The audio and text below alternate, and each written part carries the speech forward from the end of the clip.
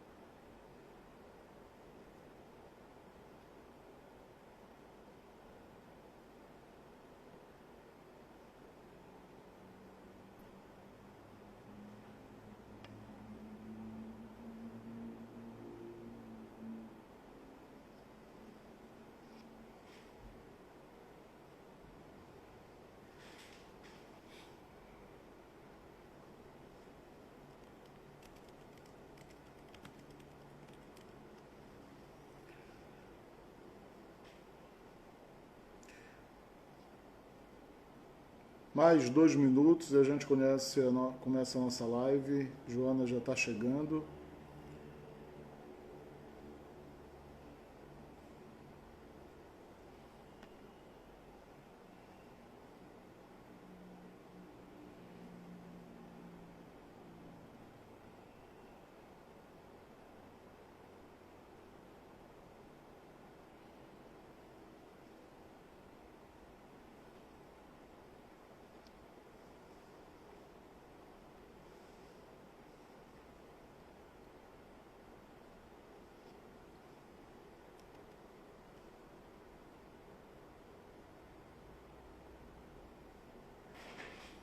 Bem-vindo todos. Mais 1 minuto e a gente está entrando ao vivo. Oi, Memeia, tudo bom? Boa tarde. Nossa super executiva que fica em São Paulo. Bom te ver por aqui, Memeia.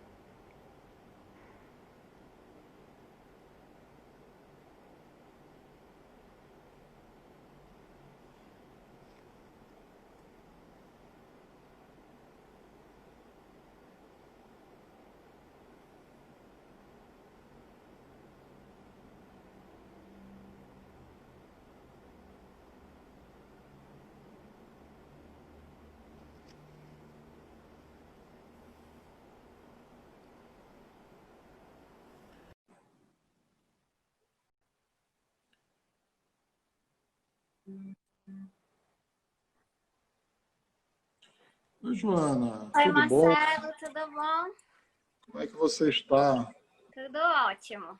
Bom te, bom lhe ver, né? Mesmo que seja assim pelo Instagram, Tudo mas ótimo dentro sempre do possível, né? Eu costumo dizer. o pessoal de vez em quando estão me ligando e perguntando, Marcelo, tudo bem? E tal, se defina bem, né? Isso mesmo. Mas como todo mundo tá na mesma maré, né? Então, todo mundo entende. É verdade. Joana, um prazer te receber aqui. O nosso bate-papo hoje, eu acho que ele é bem apropriado, né? Uma viagem pela gastronomia paraense, na gastronomia paraense. Ah, e aí as pessoas estão chegando, falando, né? Já tem gente de São Paulo aí, já teve gente que já deu alô. Ah, e eu acho que vale a pena a gente esperar um pouquinho, as pessoas estão chegando e aí a gente começar, né, a falar sobre essa riqueza que é a gastronomia paraense. Sem problema. Sabe que falar sobre isso pra mim, a gente fica aqui até amanhecer, se for necessário. É verdade, assim, o que é legal disso é que eu sei que você é uma apaixonada pela gastronomia paraense, né? Tem feito um trabalho fantástico em relação a isso e é muito bom, né? A gente poder falar dessa gastronomia que é tão rica, né? Para o mundo, né?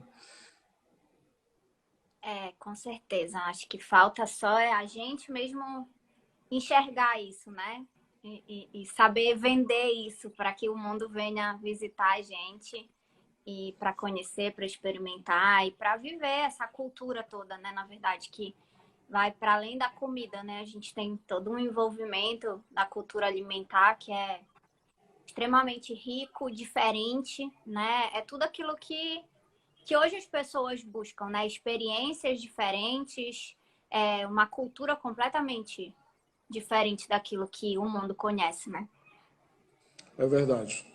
Joana, vamos começar, né? Me fala um pouquinho da Joana, né?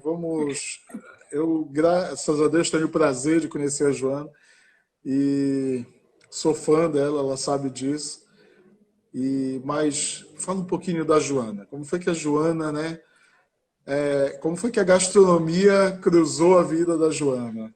Falar de si mesmo é sempre difícil, mas bora lá. Na verdade, eu sou a terceira geração, né, de uma família que é envolvida com a gastronomia paraense. Então, a história ela não é só minha, ela começou na minha avó, quando ela teve 3 filhos e percebeu que ela precisava trabalhar para ter uma condição de vida melhor, porque aquilo que o marido dela ganhava não era o suficiente para o que ela achava ideal.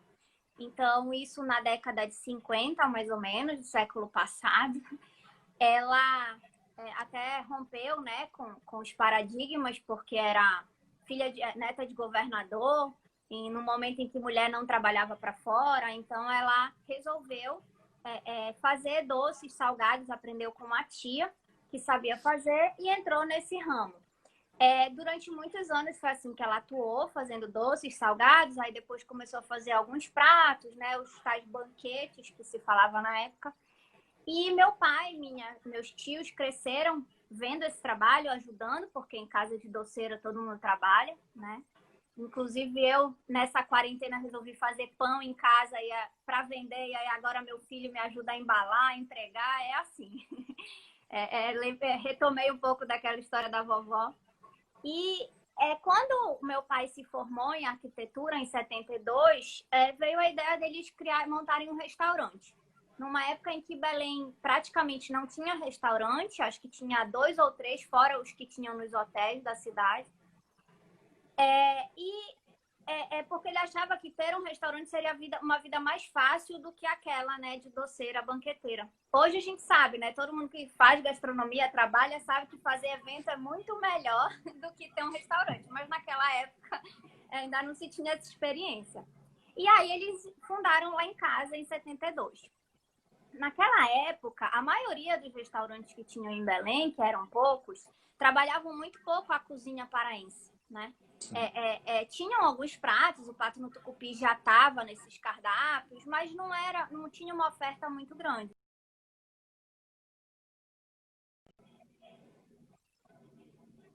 O que a minha avó fazia na casa dela, e a cozinha caseira do paraense envolve muitos pratos regionais. E aí isso começou a chamar a atenção dos turistas que vinham para a cidade, né? Porque eles começaram a ter um contato maior com os ingredientes regionais, com os pratos tradicionais paraenses. E junto com os turistas, da imprensa também. Então, desde que Lá em Casa foi fundado, a minha avó, meu pai atuava na época mais na área da administração e a minha avó na cozinha. Eles acabaram se tornando aquelas pessoas que apresentavam para o público os sabores da nossa gastronomia. O meu pai continuou atuando como arquiteto durante um bom tempo, até que ele percebeu que ele podia usar a criatividade dele, que era algo que atraía ele na arquitetura, na cozinha. Né? Tem um acontecimento bem engraçado, que eles tinham no restaurante um prato que era o bacalhau RM, que é em homenagem ao Rômulo Maiorana, que era na época, né, o dono da Globo local. Até hoje a família dele é quem tem a afiliada da Globo. E o prato era em homenagem a ele, era um bacalhau servido com arroz de brócolis. Só que brócolis não se planta em Belém, não se produz em Belém, até hoje vem de fora. E naquela época chegava só uma vez por semana. E por um acaso, naquela semana não tinha chegado brócolis na cidade. Então, não tinha brócolis. E o Rômulo vai para Lá em Casa com o Boni e o Jô Soares, para que eles comam um prato em homenagem a ele. A minha avó, que era uma super hostess, né, extremamente simpática, recebia as pessoas como se estivesse recebendo em casa mesmo, ficou desesperada. Como que ela ia falar para o Rômulo que não tinha o prato dele, que ele tinha trazido esses convidados tão ilustres, né, para poder comer? E aí entrou na cozinha desesperada, meu pai estava lá, Paulo, pelo amor de Deus, me ajuda, o que é que eu faço? E aí ele, peraí, mãe, abriu a geladeira, viu o que mais parecido tinha de brócolis na frente dele, que era o jambu, picou o jambu, refogou o jambu, misturou no arroz, serviu o prato sem falar nada. Para sorte deles, o Rômulo não comeu esse prato no dia, então ele não percebeu que, na verdade, o arroz de brócolis era o arroz de jambu. E os convidados adoraram, falaram que o brócolis daqui era um pouco diferente do que aqueles que eles estavam acostumados, mas foi um sucesso. E a partir desse acontecimento, ele percebeu que ele podia usar a criatividade dele e começar a usar os ingredientes regionais de forma diferente, porque até então os pratos eram os pratos tradicionais, né? Não se mexia.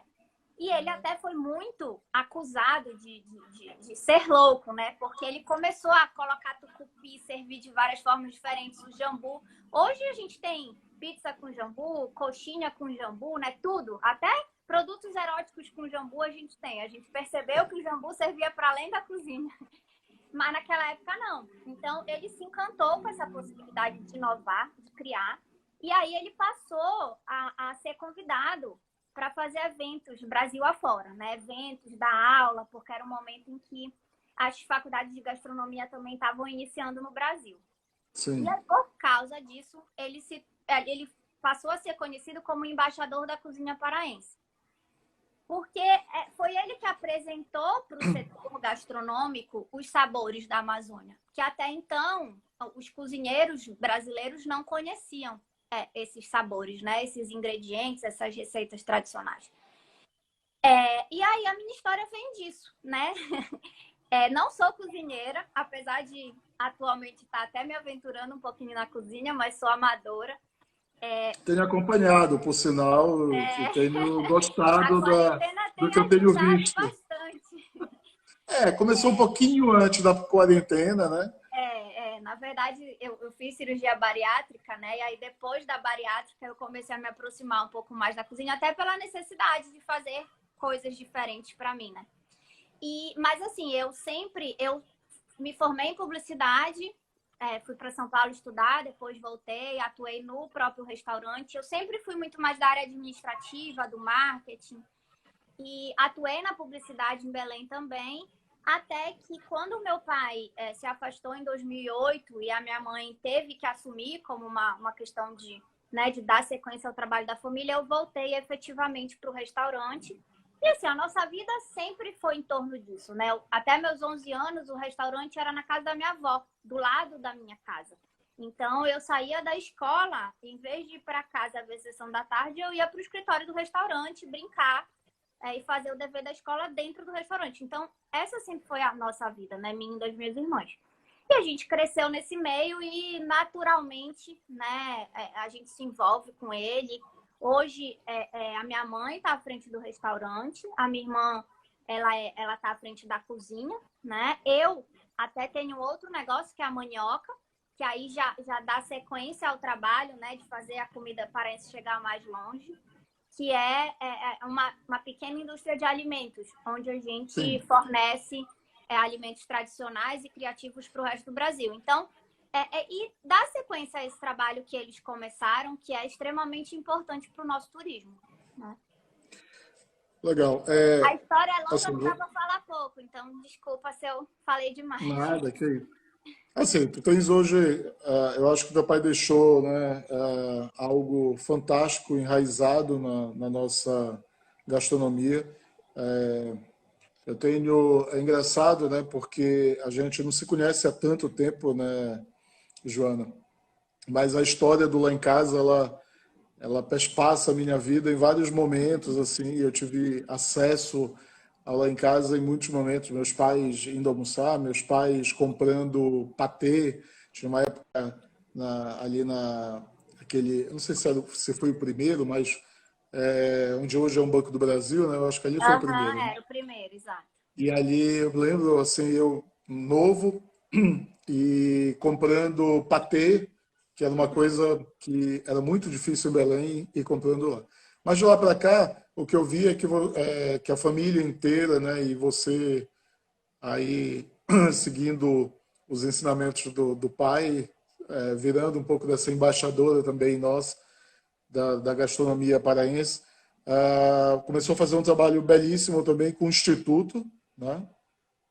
Vocês têm hoje um instituto que por muitos anos fez uma feira, né, fez um evento, na verdade, extremamente importante para o Pará, extremamente importante para a gastronomia do Brasil como um todo, né? Que quero ver o peso da cozinha paraense, né?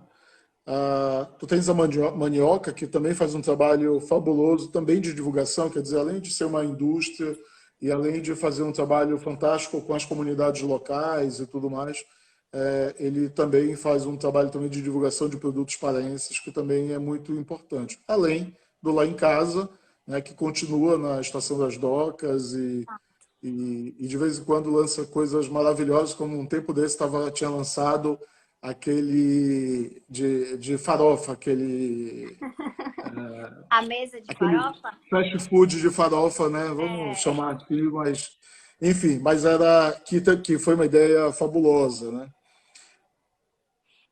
assim, o festival, na verdade, ele foi uma sequência do trabalho do meu pai, né? Porque depois de muito viajar, eu acho que ele passou mais de 15 anos viajando, fazendo evento fora, dando aula e tal, chegou o um momento que ele começou a se incomodar, justamente porque só levar comida não é a mesma coisa. Né? Eu acho que a gente tem vários movimentos com relação a essa questão do turismo gastronômico que mostram o que funciona é aliar, né, o turismo gastronômico com a indústria de alimentos. Porque o Sim, turista, que aí eu acho que é esse pensamento que a gente tem hoje, né, que eu falo que o grupo tem, de entender que precisa se trabalhar em paralelo. Né?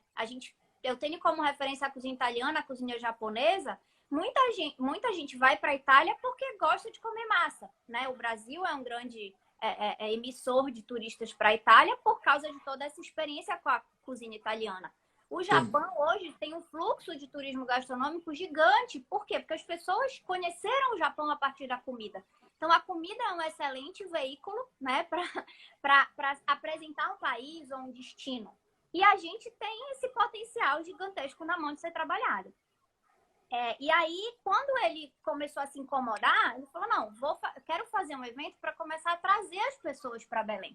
E foi aí que o festival Ver o Peso da Cozinha Paraense foi criado no ano 2000. Ele pediu ajuda para o Dânio Braga, na época, que é um chefe de cozinha italiano que trabalha no Rio, né? E que é um grande amigo, que foi um grande incentivador. O primeiro evento que ele fez fora de Belém foi com o Dânio, a convite do Dânio. Para que o Dânio indicasse alguns chefes de cozinha que ele pudesse convidar, porque ele não conhecia ninguém naquela época ainda, né? Apesar de já ter feito muitos eventos, ainda era aquela coisa de que é o chefe do Pará que está levando, e ainda era muito aquela coisa turística mesmo, né? Um festival de sim. cozinha paraense. E aí, no primeiro ano, ele convidou 4 ou 5 chefes e a ideia era essa. Sempre foi o festival, na verdade, o que motivou a criação do festival foi apresentar Belém para chefes e jornalistas. Só que, já que eles estavam aqui fazendo esse cook tour, vamos dizer assim, né? Por que não que eles deixassem um pouco do conhecimento deles na cidade também? Então, Legal. além dessa apresentação, que sempre teve por trás do festival, que muitas vezes nunca ninguém viu, né? Era a visita ao Ver o Peso, a produtores, ao Cumbu, né, ao Acará. Então, tinham várias programações de turismo gastronômico ali para apresentar para os chefes. E, ao mesmo tempo, eles faziam aulas, jantares, eventos. A coisa da enologia em Belém aconteceu muito a partir do festival. O Dânio é um grande sommelier, enólogo, então ele sempre trouxe, né, muito conhecimento sobre vinho durante o festival. E aí, essa troca começou a acontecer. Esses chefes vinham para cá, conheciam aqui as nossas coisas, a cultura como um todo, não só os ingredientes, né? Porque visitar o Ver o Peso para um chefe de cozinha, a gente costuma dizer que é como uma criança chegando na Disney, né? Aquela Até hoje. Exatamente, até hoje Até onde a hoje, gente para mim, é chega em assim. Belém, a gente vai no Ver o Peso e cada vez que chega, entra lá, tem uma coisa nova, né? É impressionante. E aí esses chefes vindo, eles passaram a ser também grandes embaixadores da nossa cozinha, né? Não só querer trabalhar, como a divulgar Belém. Então, eu acho que foi um trabalho que ao longo das 20 edições que a gente teve do festival, a gente conseguiu, de uma forma de formiguinha mesmo, né? Trabalhando com 10, 15. Acho que o ano que a gente trouxe mais gente foram 30. Na verdade, teve um ano em 2006 que ele chegou a trazer 60 chefes, porque ele juntou com o Congresso dos Restaurantes da Boa Lembrança, que é uma associação que lá em casa fazia parte. Mas isso fez com que esse movimento de entender o Pará como um destino gastronômico, né, como um berço da cozinha amazônica, veio muito a partir do festival. Eu acho que, assim, né, algumas pessoas não sabem, né, mas eu sou formado em gastronomia, né, a gastronomia é uma das minhas paixões, e, e o que que a gente vê, né, quando eu fiz um curso fora, E aí eu lembro bem, né, eu e minha esposa somos formados em gastronomia, e quando a gente foi fazer o que seria o TCC, que não era exatamente um TCC, mas enfim, né, toda, eram várias receitas, enfim, e aí os professores, os chefes e tudo nos apresentaram 12 ou 13 receitas, não, eram 15 receitas, desculpa, e dessas 15 receitas, 10 você tinha que fazer. Durante um período de 2 meses, você tinha que fazer vários preparos e tal.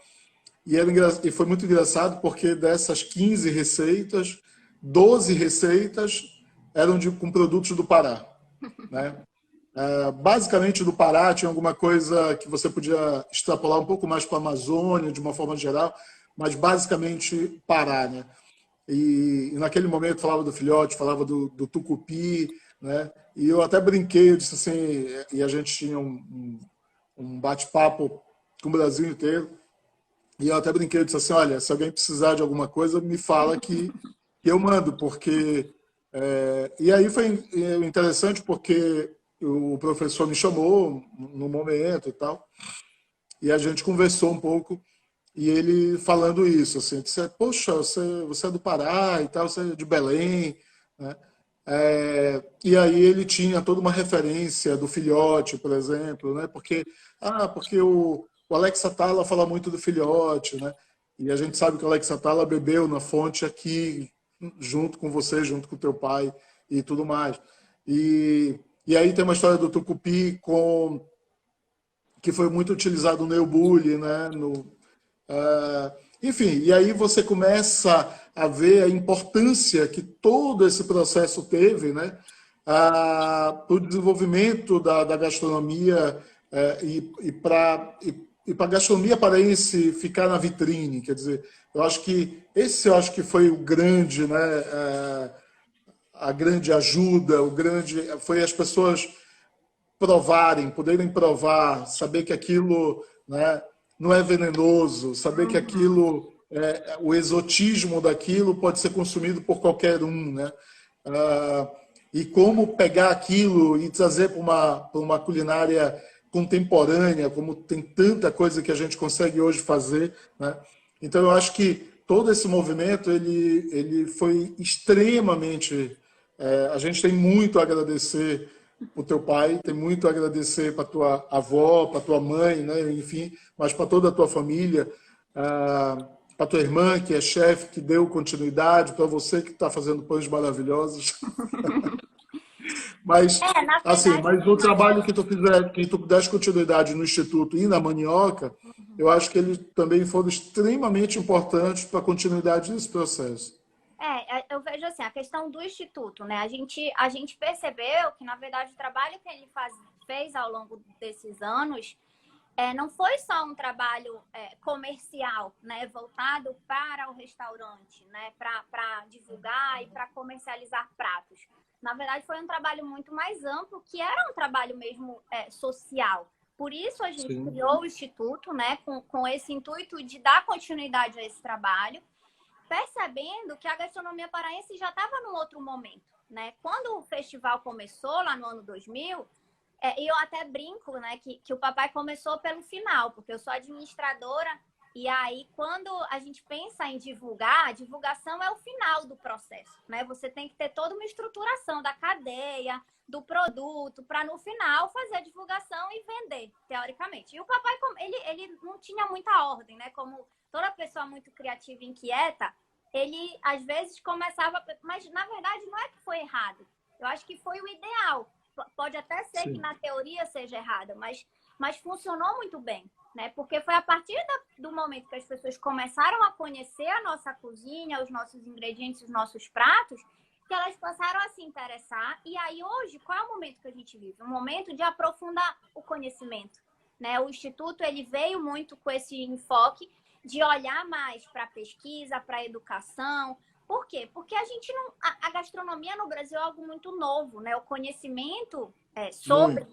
as nossas tradições, sobre os nossos ingredientes é muito recente. As faculdades de gastronomia têm 20 anos no Brasil.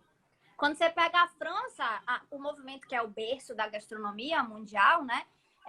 Da clássica gastronomia, tem mais de 200 anos, né? A Nouvelle Cuisine, que só ela é o último grande movimento, tem mais de 60 anos. Então, a gente é uma criança ainda nesse movimento. Então, a gente entendeu que o momento da nossa gastronomia era o momento de se aprofundar, né? Nesse conhecimento, de entender melhor que ingredientes eram esses, como usá-los, porque também não dá para...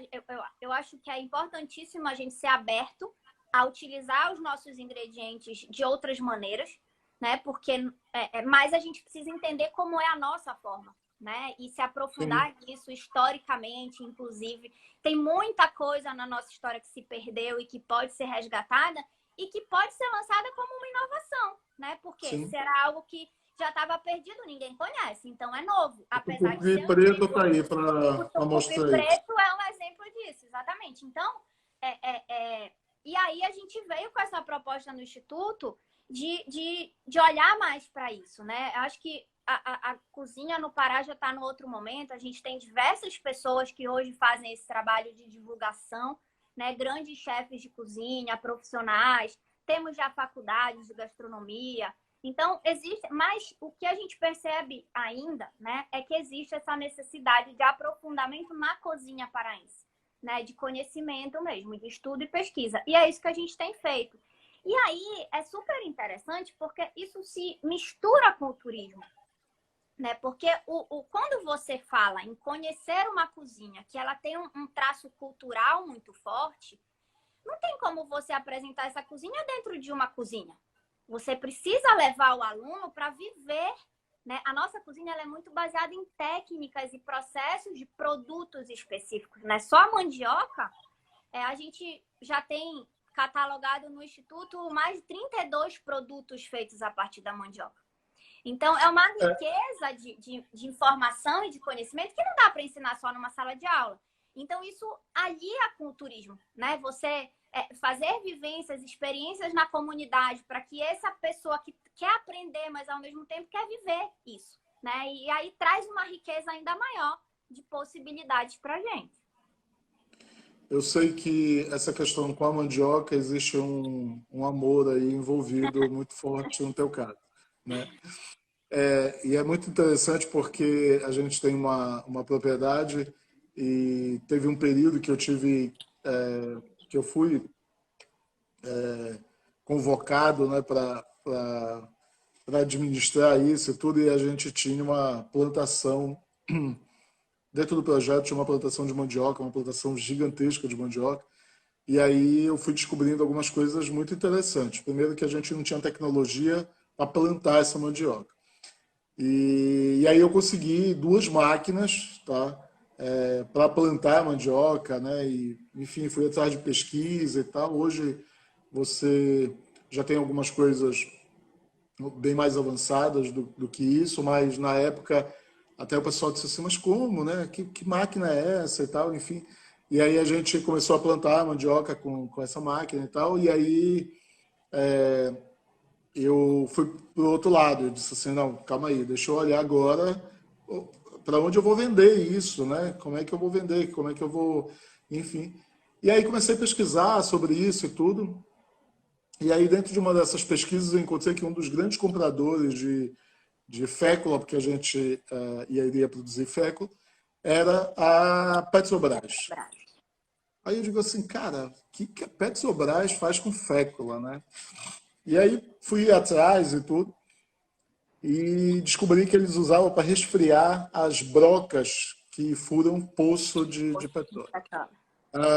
Antigamente era um produto importado, e aí uma pessoa começou a utilizar isso e tudo, e viu que era muito melhor, inclusive, do que o produto importado, e além disso, não causava nenhum dano, era biológico, enfim, né? Ambientalmente correto e tudo mais, e eles começaram a comprar uma quantidade de fécula gigantesca em função disso. Como comprador individual, eles eram, pelo menos até pouco tempo, os maiores. E aí eu fiquei encantado, né, assim, com a quantidade de produtos e subprodutos que você consegue chegar com a mandioca. e em todos os níveis, né? Tanto o tubérculo, tanto quanto a parte aérea dela, enfim, e tudo mais. Na verdade, E, eu costumo dizer que o Brasil talvez se ele tivesse entendido lá na época que ele foi colonizado, né? O potencial que a mandioca tem, a gente tivesse em outra condição hoje no mundo, né? Em termos de econômico. Porque, assim, de fato, ela nos dá possibilidades gigantescas de produto, ela é exato. muito versátil, né? Em todos os aspectos, aí não só para a gastronomia, mas para várias outras áreas. Né? Agora tem vários trabalhos sendo feitos criando filmes tipo plásticos, né? A partir da fécula Bioplástico. também, bioplástico. Então, assim, tem uma gama gigante de coisas para ser feita. A mandioca, de fato, ela é menosprezada pelo Brasil. Né? Felizmente, no Pará, na Amazônia, a gente não perdeu isso, né? Porque o resto do Sim. país, em geral, perdeu. Pelo menos na gastronomia, né? Pode até ser que a gente não use tão bem em outras coisas, mas na cozinha ela ficou. E acho que ela nos ajuda a ser muito único, né? Dentro do processo da gastronomia, assim, porque a gente tem uma diversidade, acho que isso também é muito importante, né? A gente não, apesar da gente usar muito da mandioca, a gente também tem uma diversidade de ingredientes absurdos, né? Que nem a gente conhece, tem muita coisa ainda para ser descoberta ou redescoberta. Sim. E a mandioca é só um exemplo, né? Porque tem vários outros produtos aqui da região que dá para ser usado de várias formas, né? Tanto para medicinal, na verdade, quase tudo que a gente come é medicinal também, né? Tem um aspecto medicinal. Isso é um aprendizado muito grande, né? Com os povos tradicionais, que nada se comia à toa, né? Hoje se fala tanto em gastronomia funcional, uma cozinha que precisa fazer bem à saúde, quando na verdade a cozinha na essência ela vem para isso, né? Nenhum animal se alimenta de coisas que lhe fazem mal, só o homem. A gente talvez até nem pelo alimento em si, mas pelo excesso, né? Que aí já vem a gula, já vem outras coisas por trás. Mas essa diversidade que a gente tem aqui, né, propicia isso. Né? Eu acho que tem muito da questão histórica mesmo, né, de como a nossa gastronomia ela se desenvolveu ao longo dos anos, as influências, né, porque a gente fala também dessa gastronomia indígena, mas que na verdade ela é muito miscigenada, né? A raiz da nossa Muito. comida ela é indígena, muito das técnicas e dos ingredientes indígenas permanecem, mas a gente tem uma influência gigante da gastronomia portuguesa, africana, árabe, né? A gente tem uma colônia árabe judaica muito grande na Amazônia. Japonesa, Japonesa, exatamente. Então, assim, libanesa, francesa na época entendeu? da Belle Époque, né? Que Sim. acabou trazendo. Então, assim, a gente é muito miscigenado, mas conseguiu, que aí eu acho que é o nosso fator resistência, né? Conseguiu, ao longo desses 500 e poucos anos, manter alguns elementos dessa cozinha tradicional indígena, que é o nosso grande diferencial.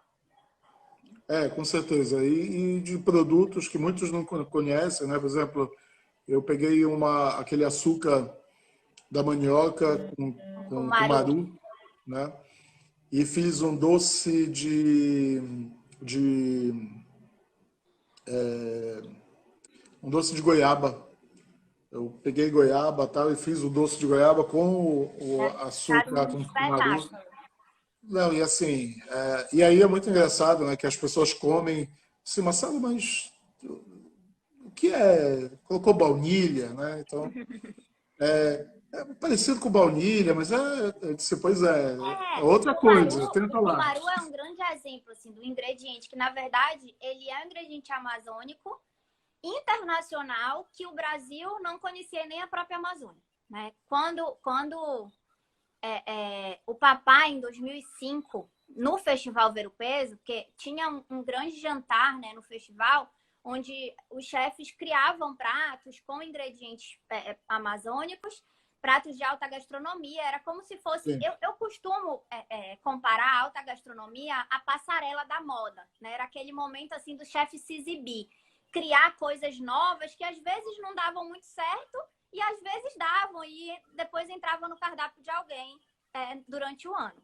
E aí ele resolveu criar uma sobremesa que ele chamou de Cheiros do Pará, né? Onde ele usou o cumaru, a priprioca e o patchouli. Eram 3 sobremesas, uma magdalena, um profiteroles e um pudim. Era um mix de sobremesas. E aí, naquela época, quando ele foi no Ver o Peso, foi nas cheirosas, viu aquilo que ele achava que era mais interessante e usou, né? Não houve uma pesquisa, porque o trabalho do papai ele era muito empírico mesmo, né? Muito de teste. E aí, a priprioca funcionou extremamente bem, né? Fez um sucesso muito grande. O cumaru, tinham chefes que já tinham atuado na França, na época, nesse jantar, e comentaram com ele, Paula, mas isso é fava tonka. Papai, como assim fava tonka? Crente que ele estava inovando, na verdade, a tal fava tonka já era usada na confeitaria francesa há muitos anos. É o grande aromatizador da patisserie francesa, né? Na patisserie francesa. E já o patchouli não deu certo, né? Até hoje ninguém usa porque era perfume demais e ninguém aguentou. Mas a partir disso, a priprioca começou a ser usada na gastronomia, né? Hoje vários chefes de cozinha do Brasil usam. Começou no Brasil a se olhar para o cumaru com o potencial que ele tinha, porque até então ninguém conhecia, e hoje a gente comercializa cumaru bastante para o mercado interno, né? Tá sendo conhecido como a baunilha da Amazônia. Enfim, é falta de conhecimento mesmo e de valorização, né? A gente não conhece, não valoriza. É perfil do brasileiro olhar mais para o que tem fora, né? E dar mais valor para o que tem fora do que o que a gente tem aqui. Mas a gente tem coisas divinas a serem trabalhadas. Eu tenho uma história legal que eu estava em São Paulo, acho que foi em São Paulo, e aí cheguei num restaurante e tudo, e aí tinha friçalhas. E aí, enfim, tava com o pessoal de lá e tudo, eu disse assim, olha, friçalhas, né? Nome bonito, a gente lá chama de camapu. E aí tinha uma menina, uma atendente, assim, próxima e tudo, e ela, assim, abriu um olho, sabe? Aí me olhou assim, chamou, aí tava passando, assim, acho que era o gerente e tudo, ela chamou, vem cá, moço, como é o nome? Como é que o senhor chama isso aqui? Eu disse, camapu. Aí eu disse, tá vendo? Ele disse que lá na minha terra, isso aqui. Mas assim, as pessoas não conhecem, né? Não. E aí, olha, nome bonito e tal, né? Não, deve ser de fora, deve ser. E aí você tem um monte de coisas extremamente maravilhosas, né? Na nossa culinária, na nossa gastronomia e na nossa biodiversidade. Muita Eu coisa acho ainda que que não é utilizada. é uma questão do processo mesmo, cultural mesmo, né? Pela que me passou. A gente foi educado assim, mas eu acho que está no momento, eu acho que a gastronomia vem muito, a música, né, brasileira, ela já passou por esse movimento, e eu acho que agora é o momento da gastronomia, né? Da gente entender que tem muita coisa boa, seja o ingrediente que a natureza nos deu, mas como diz Alexia Atala, a natureza ela passa a ter valor quando ela vai para a boca, né? Porque até então ela é só um elemento da floresta. E é o conhecimento tradicional do homem, né? A forma que ele encontra de utilizar aquele alimento é que torna isso muito rico. Então, acho que a gente está nesse momento, né? De descobrir o Brasil a partir da cozinha. É um processo, né, que precisa de incentivos e de apoio, porque senão ele acaba sendo muito mais demorado, né? Eu costumo dizer que esse trabalho que a gente fez no festival, ao longo de 20 anos, talvez ele pudesse ter acontecido em 2 ou 3, né? Mas o recurso que a gente tinha e o trabalho que a gente fazia era muito pequenininho e demorou 20 para acontecer. Então, é uma questão de perceber o potencial que a gastronomia tem, né? Porque só aqui a gente está falando tá conversando sobre turismo, mas a gente está falando sobre diversas áreas, na verdade, né? Que vão muito além do turismo. E tu colocaste uma coisa que é interessante, né? Quer dizer, na hora que esse alimento chega na boca, ele ganha valor, né? Uhum. E ele ganha valor de várias formas. Ele ganha valor cultural, né? Uhum. Que a pessoa começa a se apropriar daquela cultura, né? Começa a conhecer aquela cultura, enfim, qual é, seja lá, ele é transformador, enquanto você pode pegar aquilo e transformar em alguma outra coisa, fundir culturas, fundir sabores, né? Viajar mesmo em relação a isso. Mas ele também gera valor para as comunidades locais, Exatamente. né? Que eu Assim, acho que Marcelo, isso também é extremamente importante nesse processo, e eu acho que nesse ponto, tanto a gastronomia quanto o turismo tem são estratégicos, não é melhor dizendo, para que isso aconteça. sim. Eu cresci, né, meio ressentida com o Brasil como um todo, com a imprensa, porque assim, eu ouvia sempre aquelas notícias: ah, a Amazônia está se desmatando, não podemos deixar, não só o Brasil, né, o mundo todo, não podemos deixar de desmatar a Amazônia.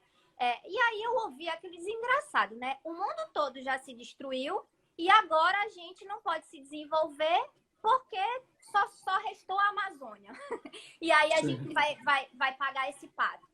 E, na verdade, quando eu criei a manioca e comecei a entender a importância da manioca para a questão do impacto socioambiental, é que eu percebi que, na verdade, o problema não é o de se desenvolver, o problema é o modelo de desenvolvimento.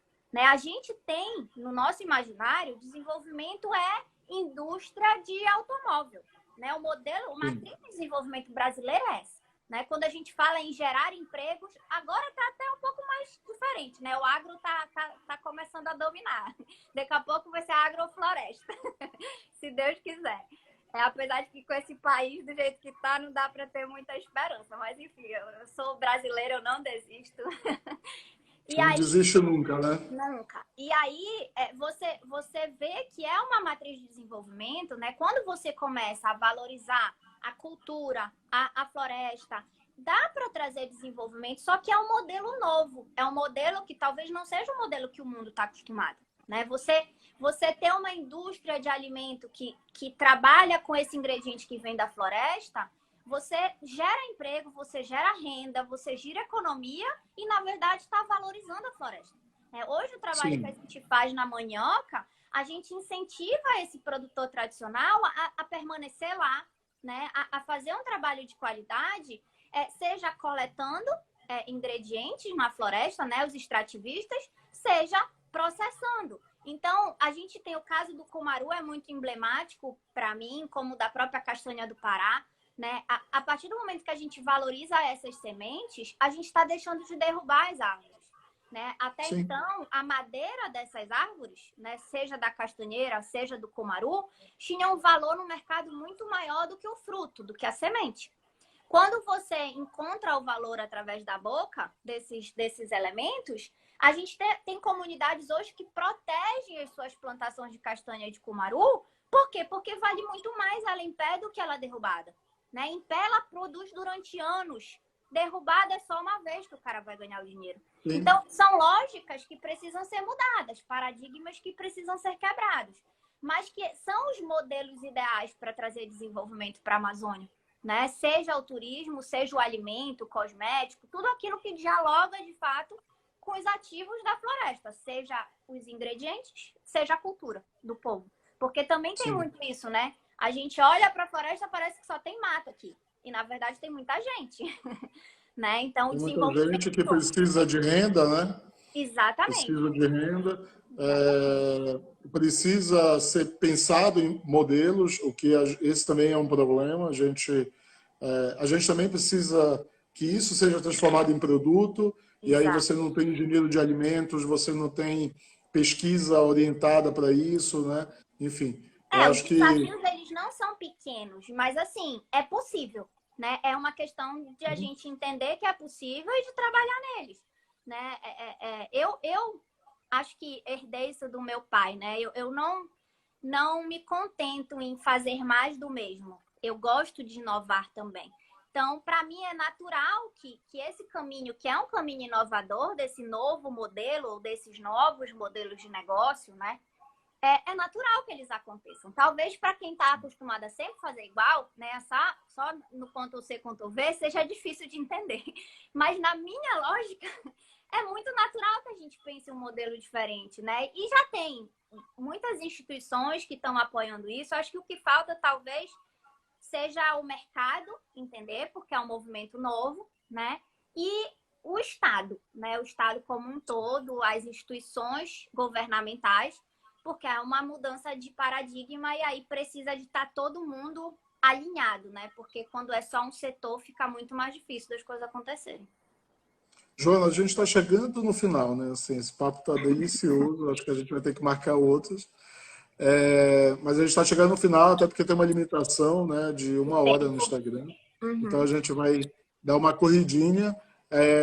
Primeiro, assim, não vi perguntas muito, né, muito dirigidas, mas se tiver, podem colocar aí, a gente vai tentar responder. E aí eu acho que seria legal a gente falar assim, a gente terminou desenvolvendo um trabalho juntos, né, através do Mundo Gecos, que foi o roteiro gastronômico, que a gente realizou roteiros com 3 dias e um dia. Uhum. Fizemos alguns, né, a gente começou e aí depois foi melhorando ele e tudo. E aí, de repente, chega também a pandemia, né? Esse ano a gente praticamente não fez nada.